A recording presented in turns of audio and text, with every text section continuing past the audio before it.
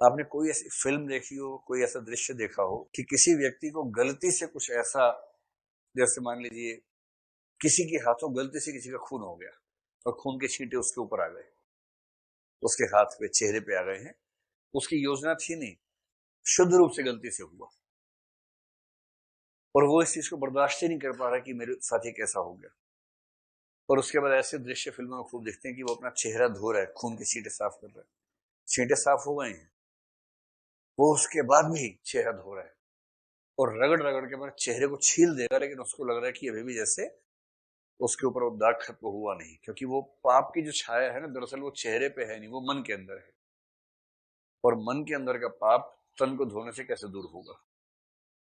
Obsessive compulsive disorder जिन लोगों को होता है, ओसीडी, उसका एक रूप ये होता है कि कुछ लोग, आपने भी ऐसा एक आध व्यक्ति को देखा होगा जो जैसे कहीं जा रहे हैं, कुर्सी पे बैठे, कुर्सी पे हाथ टच हो गया, अब उनको लगता है कि हाथ खराब हो गया, हाथ को जब तक साफ नहीं करेंगे बेचैन रहेंगे। रुमाल है तो वो निकालेंगे, रुमाल निकालते रुमाल हुआ, रुमाल जैसी जेब में रखा, गलती से हाथ वहीं टच हो गया कुर्सी पे, अब तनाव में आ गए, अब तो रुमाल भी खराब हो गया।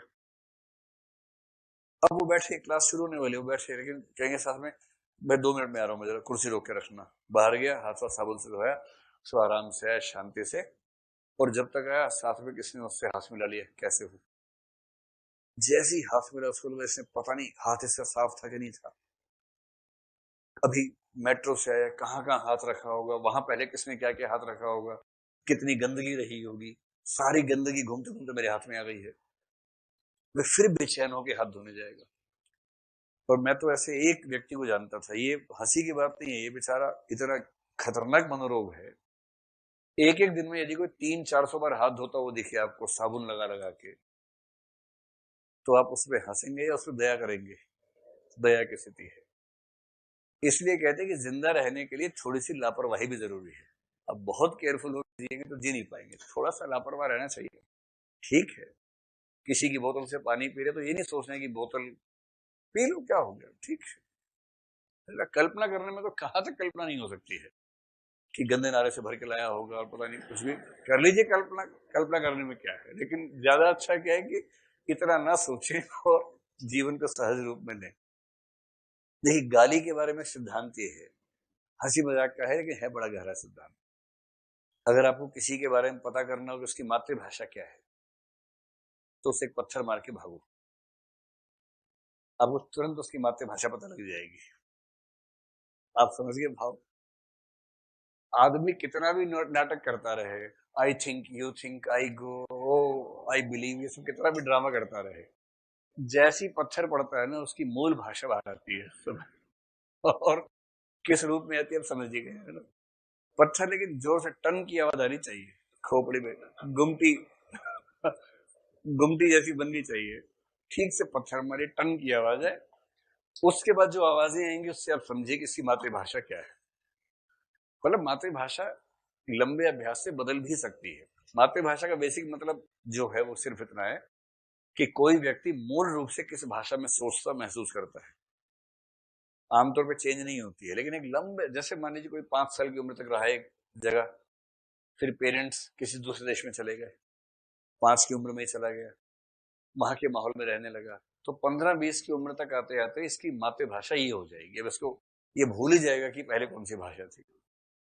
लेकिन आमतौर पर मातृभाषा चेंज नहीं होती है, और आप कितना भी गिटपिट अंग्रेजी में करते रहिए, जब टन की आवाज आती है ना, तो उसके बाद जो मंत्रोच्चारण निकलता है मुख से, मुखार बिंद से, वो अपनी भाषा में ही निकलता है। अब आप सोच के देखिए कि जो आदमी शुद्ध संस्कृत गालियों का ज्वार, जो गालियों को संस्कृत भाषा में बहुत प्रवाह में दे सकता है, गालियां प्रवाह में ही दी जाती है, गालियां रुक रुक के देने में कोई बात ही नहीं है, गालियां तो, गाली और प्रवाह में एक आंतरिक संबंध है, क्योंकि जिस मन स्थिति में गाली देनी पड़ती है उससे भाव तीव्रता होती ही है।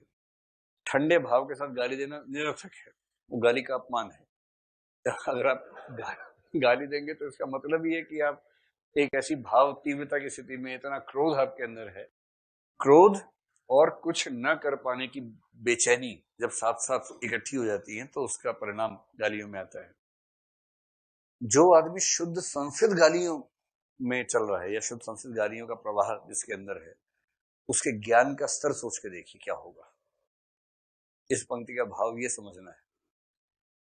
तो इतना प्रकांड आदमी है कि गालियां तक शुद्ध संस्कृत में प्रवाह के साथ देता है। मस्तक की लकीरें बुन रही आलोचनाओं की चमकते तारे, इसके माथे पर लकीरें हैं। माथे पर लकीर होने का एक मतलब ज्योतिष लोग मानते हैं कि इससे पता लगता है कि आपकी संतानें कितनी होंगी, आपका ये योग कितना, वो योग कितना, वो सब बकवास।